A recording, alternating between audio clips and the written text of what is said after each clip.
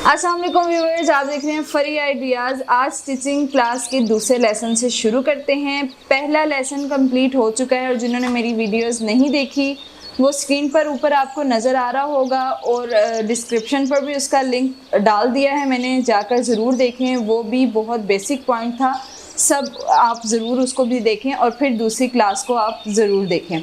अभी जो दूसरी क्लास है वो क्लास ये है कि आपकी परफेक्शन, आपकी प्रैक्टिस आपने कैसे करनी है। जो बिल्कुल न्यू होते हैं स्टिचिंग में, जो बिल्कुल न्यू लोग होते हैं उनके लिए प्रैक्टिस बहुत ज़रूरी होती है। उसके लिए आप अखबार, ब्राउन पेपर्स, किसी भी पेपर्स का इस्तेमाल कर सकते हैं जो आपको बहुत कम वक्त में बहुत अच्छी प्रैक्टिस करवा सकता है, बजाय इसके कि आप फौरी तौर पर कपड़े पर शुरू हो जाएं।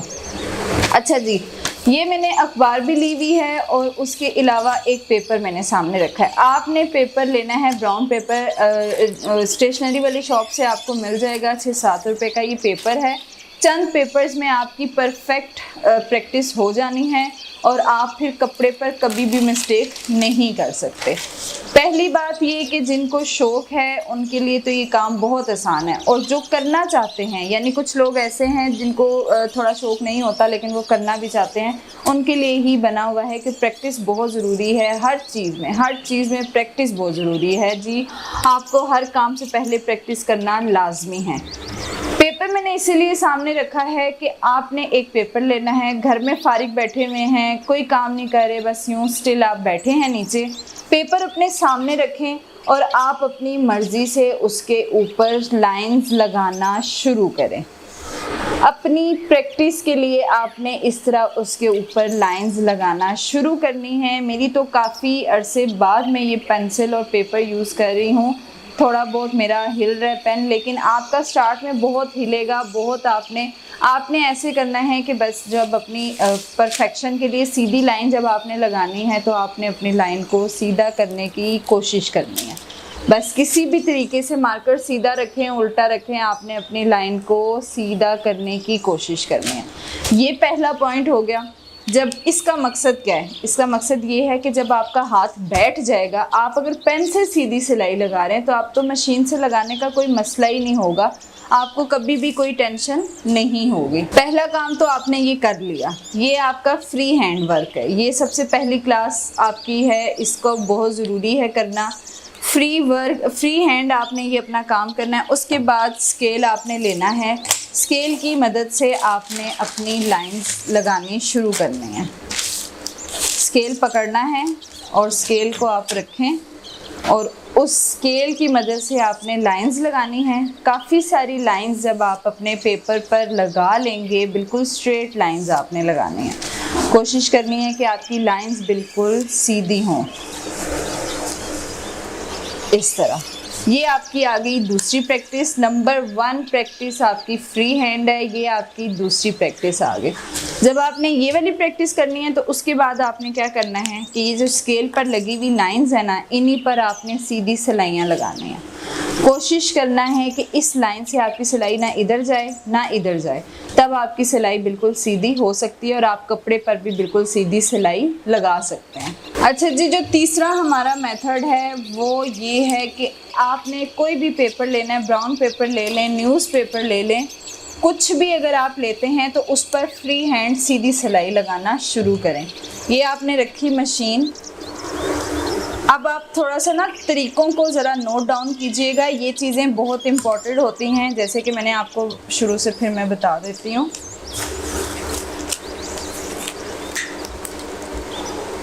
जैसे मैंने आपको पिछली क्लास में बताया कि आपने इन दोनों धागों को हमेशा पीछे की तरफ करना है, फिर इसके बीच में कपड़ा रखना है। जो कपड़ा ज़्यादा वाला होता है ना, उसको हमेशा साइड पर रखते हैं।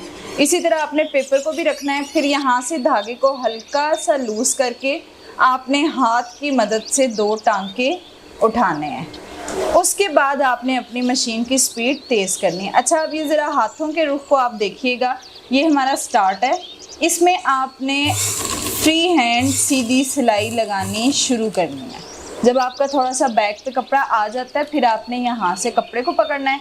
इस तरह बेशक पकड़े मत, सिर्फ ऊपर हाथ रख लें और अगले हाथ को इस तरह से रखें और आपने साथ साथ फ्री हैंड सीधी सिलाई लगाने की कोशिश करनी है। कोशिश आपने करनी है कि बस सिलाई आपकी सीधी लगे। आप अगर मज़ीद ग्रिप करना चाहते हैं तो आप अपने दोनों हाथों को ऐसे इस्तेमाल कर सकते हैं, ऐसे।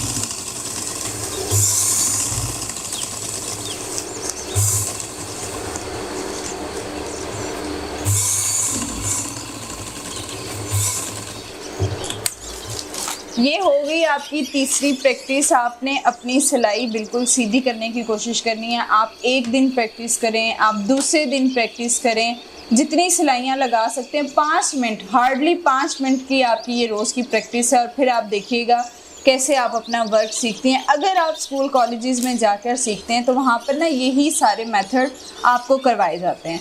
मैंने अभी घर में भी बहुत सारी लड़कियों को क्लासेस दी हैं, उनको मैंने यहीं से स्टार्ट करवाया। मैंने उनको डायरेक्ट कपड़े पर कभी भी नहीं लाया।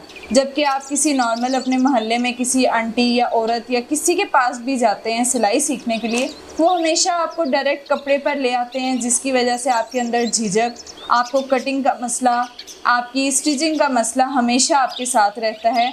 ये होती हैं बेसिक चीज़ें। अगर आप स्कूल कॉलेज से कोर्सेज़ करेंगे तो आपको हमेशा यही चीज़ें सिखाई जाएंगी। और बड़े बड़े जो डिज़ाइनर्स बैठे हुए हैं, कभी आप उनकी रूटीन देखिएगा, अगर सर्च कीजिएगा, उनका भी बेसिक काम यही होता है। वो कभी भी पेपर वर्क के बगैर डायरेक्ट कपड़े पर नहीं आते। अच्छा जी, 3 चीज़ें जो मैंने हैं आपको बता दी हैं, आपने इन पर प्रैक्टिस करनी है। फ्री हैंड लाइंस, स्केल से लाइंस और मशीन की मदद से सीधी सिलाई।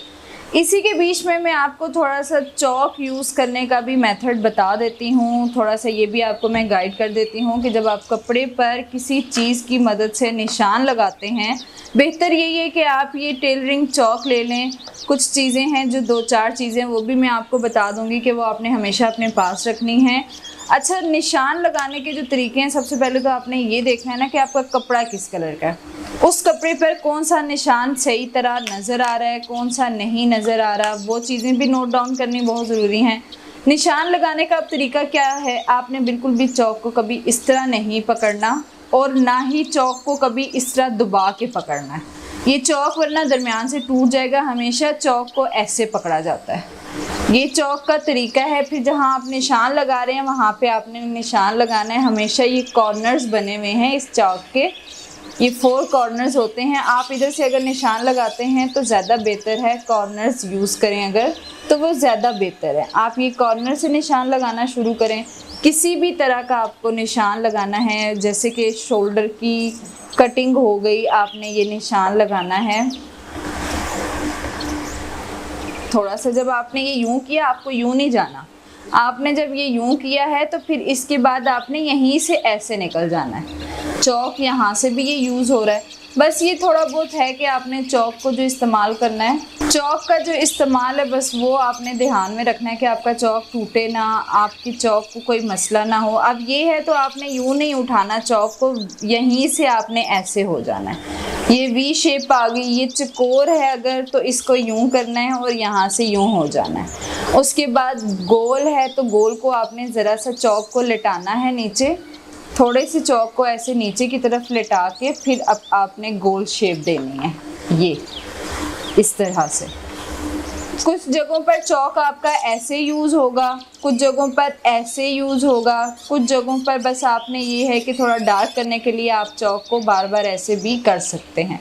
बस ये ख्याल रहे कि चौक टूटे ना, रफ़ ना हो और बहुत ज़्यादा कोशिश करें चौक की। अब आपने फ़र्ज़ करें कि ये लाइन लगाई है, अब आप इसको डार्क करना चाह रहे हैं तो डार्क करने के चक्करों में आपकी लाइन इतनी ख़राब हो जाए कि आपको पता भी ना चले कि आपकी लाइन कौन सी है एग्जैक्ट। तो कोई ज़रूरत नहीं, आपको बस एक ही बार चौक को यूं करना है। जब आपको लगे आपको सिर्फ चौक को ऐसे करना है, फिर बेशक आप कॉर्नर मत यूज़ करें, आप चौक को ऐसे कर दें। ओके जी, आज की क्लास तो हुई ख़त्म। इंशाल्लाह नेक्स्ट क्लास में मिलते हैं। अल्लाह हाफिज़।